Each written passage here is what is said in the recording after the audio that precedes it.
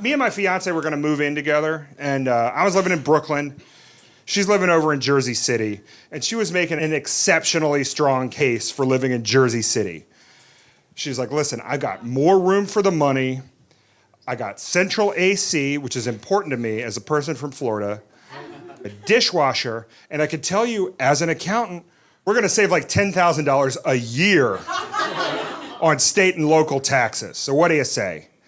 And I was like, that sounds great, but I didn't spend all that time as a teenager sitting in my bedroom in Virginia sniffling and listening to the Joy Division to be like, one day I'm gonna move to the city adjacent to the city of my dreams for tax reasons. We gotta live in Brooklyn. And she was like, all right, let's compromise. Let's find a place in Brooklyn that has central AC and a dishwasher and is within a reasonable price range.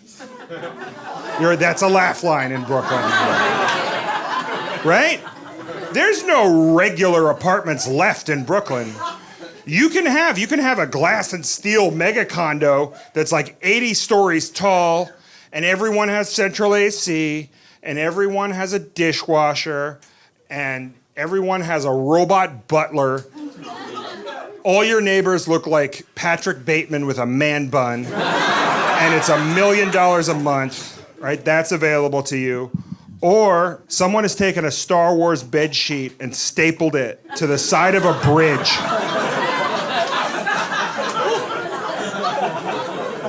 That's also $1 million a month because it's adjacent to trains.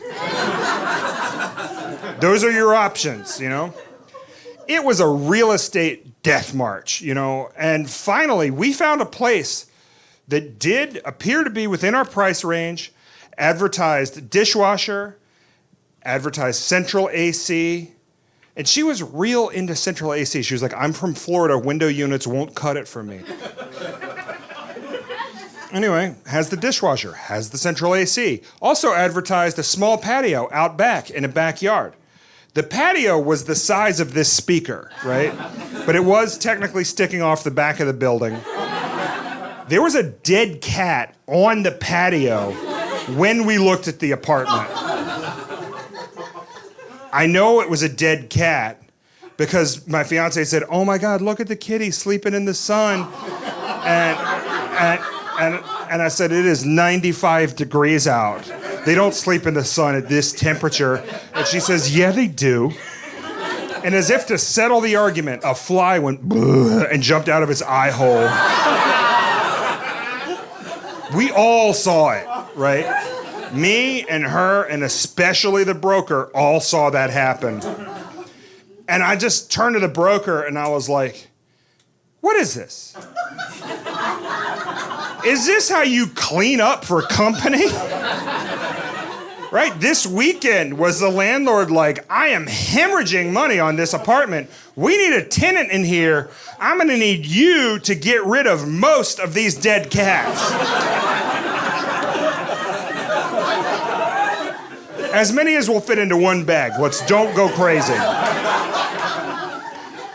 Also, less nasty but more troubling, along the back fence, there was razor wire, but only on half the back fence, and it was falling all down into the yard. And I'm of the mind that you are either a needs razor wire or does not need razor wire household. I feel like it's very dangerous to split the difference. So finally we were like, let's just take a break from this. And she said, why don't you go in the city and do something fun? And we will talk about this in a couple days. So I come into the city and I went to go to a rock show in Union Square.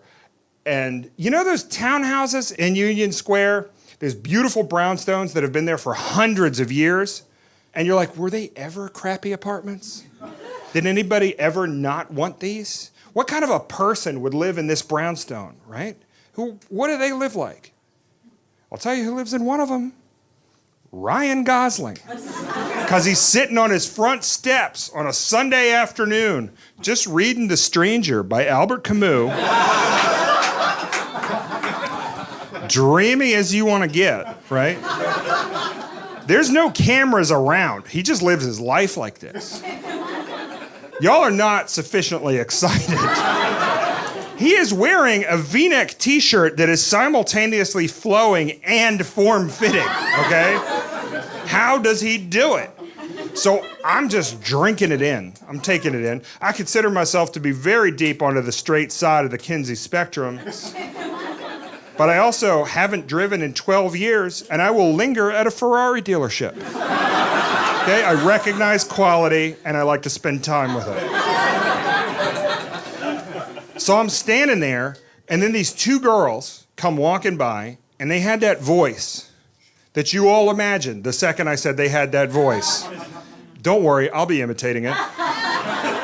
And one of them goes, "Oh my God, are you Ryan Gosling?" And he says, "That's very flattering. I get that sometimes, but no. So if you could just keep it moving, you know." And the other one goes, "Are you sure? Are you sure you're not Ryan Gosling just like a little bit right now? Could we take a selfie with you in case it turns out you're Ryan Gosling later?" I had needed to scream at somebody for several months. And finally, a deserving but equally unprepared target. And I just looked at him. And you know those times in New York where you're like, why is that man in the middle of the road screaming? And how is he that shade of purple? I drew the straw, you know? And I was just like, I would think if you're such a fan of Ryan Gosling, you'd recognize him if he was in front of your big, stupid face. So why don't y'all leave this exceptionally handsome, regular dude alone? Go on about your business. Let's go. And they're leaving, and as they're leaving, Ryan Gosling leans over and goes, "Thank you." Like that.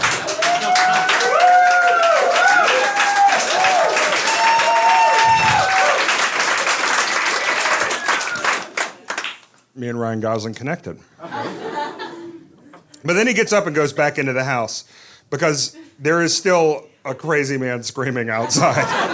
Like, yeah, I'm on his side now, but it's going to turn quick for him, you know? So he goes in, and I called up my fiance, and I told her the whole story over the phone. And she's like, "Oh my God, really? That's crazy." And then we're talking, and then I looked up, and I saw something. And I must have just gone quiet. And she says, "What? What is it? What?" And I was like, "You're not going to believe this." And she goes, "What?" "Ryan frickin' Gosling's got window units." I think we're going to make it, you know? Oh, she says, "I'm not impressed." He gets to fly all over this world making movies, right, all the time. He gets an air-conditioned trailer whenever he wants. He doesn't have to deal with an entire New York summer like we do. We got to keep looking. I should have known right then and there that if a lifestyle that is suitable for a dream machine like Ryan Gosling is not good enough for y'all, and y'all's like a little regular life, you're going to hit some bumps.